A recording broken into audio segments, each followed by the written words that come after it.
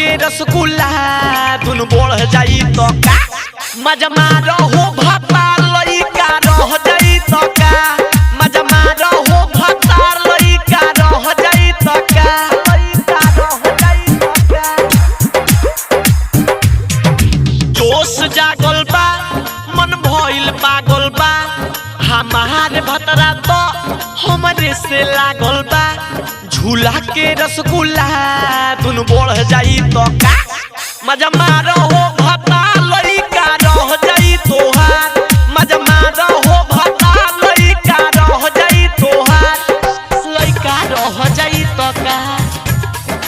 लइका लइका रह जाई तो का लइका रह जाई तो का राम परवेश गोपालगंज बा ढोढ़ी चिकन हो दुनु गाल लाले बा ती चढ़ल जावानी तोहरे हवाले बा तोहरे हवाले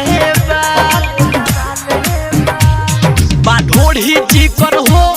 दुनु गाल लाले बा ती चढ़ल जावानी तोहरे हवाले बा देखी हो मनी के लीला कुछ कह जाई तो का मजा मारो हो भातार लइका रह जाई तोहार मजा मारो हो भातार लइका रह जाई तो का मजा मारो हो भातार लइका रह जाई तोहार presented by Nitya recording studio Daniyari चौराहा कुशीनगर गोपालगंज ऊपर से नीचे ले बाराग के गोला बुलट प्रेमी हो